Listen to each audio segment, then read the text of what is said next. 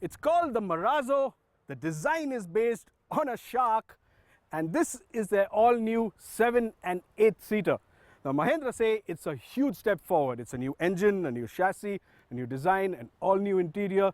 Is it that big a step forward? We are at their Chakan plant to get you a first look. Now, as I've said earlier, Mahindra say this design is inspired by a shark. Must admit, the Marazzo's cab-forward mono-volume silhouette does taper nicely towards the rear. The robust stance, the nicely bulging wheel arches, the beautifully sculpted sides, the floating roof and the flush-mounted windows make it look very sophisticated. The door-mounted wing mirrors are a modern touch, and what also gives the design a bit of agility is the rising beltline and the chrome highlight. There's also a narrow band of black cladding running around the bottom, which makes it look less bulky. The tail lights are nicely styled, if a bit oversized, and the chrome bar brightens up the rear. The tail lights, however, don't extend across the hatch like they do on the Innova, and this could have reduced the bulk of the rear. Up front, the high-mounted headlights are nicely proportioned, if a bit small, and the grille with its anodized elements looks nice, but the Marazzo doesn't have anywhere as strong a nose as the Innova Crysta. But there's more to it than just the design. The Marazzo has a lot of new tech under the skin. For one, there's an all-new front-wheel drive, transverse engine, body-on-frame architecture, which is unique. And 52% of the Marazzo's body in white is made out of high-strength steel, important for future crash test norms. So inside the Marazzo, and there's an interesting blend of new shapes and traditional proportions. Well, this lacquered bit here that runs right across really does stand out, as does this touchscreen, which is frameless. There's another color screen here which gives you a lot of information. You can scroll through it like that. Fantastic. And there's this aircraft throttle-like handbrake lever. It's a bit fiddly to use at times, but it is different and nicely executed.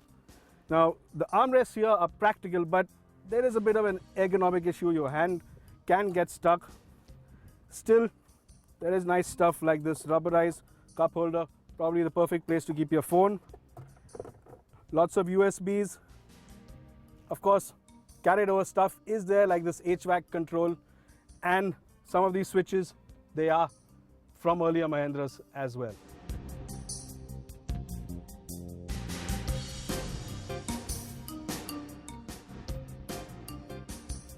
The superbly finished front seats have good lateral support, they are big enough for large frames, and finding a good driving position is easy.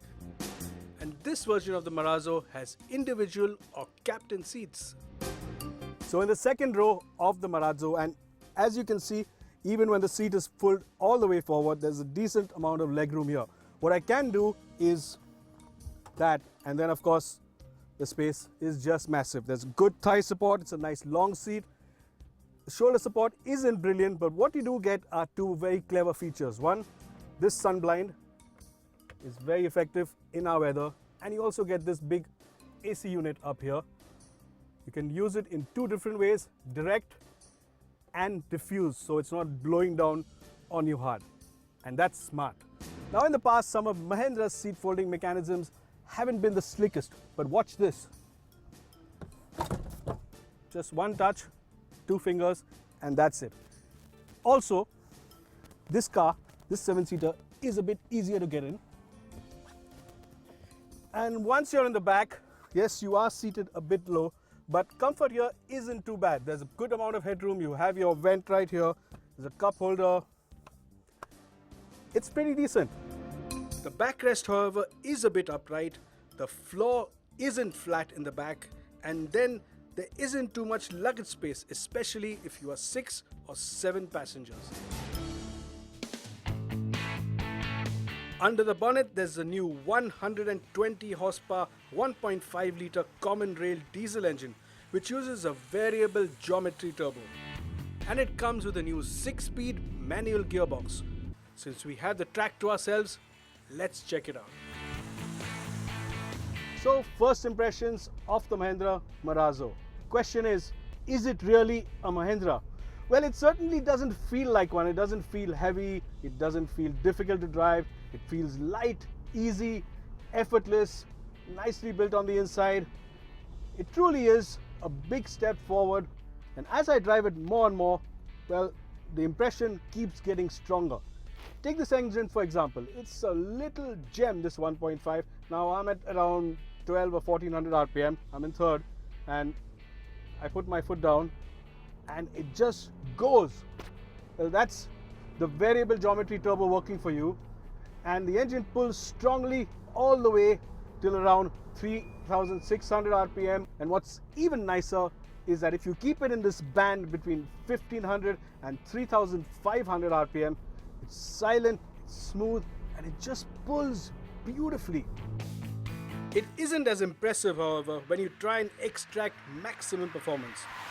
Post 3500 RPM or 3600 RPM, power tapers off sharply, and it actually makes no sense pulling the engine all the way to the red line. So if you are in a hurry, there's no real sense of urgency here, and the Marazzo only appears to gather speed in a relaxed manner. So overtaking would need a bit of patience, and that's especially true if the Marazzo is loaded with 6 or 7 passengers. That said, however, the last 500 or 600 RPM does get a bit noisy.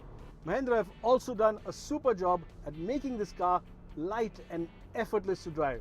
This is true of the clutch, which needs almost no effort. The gearbox is light, accurate, and very direct, and the steering too doesn't require much effort. Straight line stability is so good, it gives you tremendous confidence from behind the wheel. You can just carry on at a good speed and not have to pay attention all the time. The other good thing is that when you come up on a corner, you don't need to slow right down. You don't need to stand on the brakes.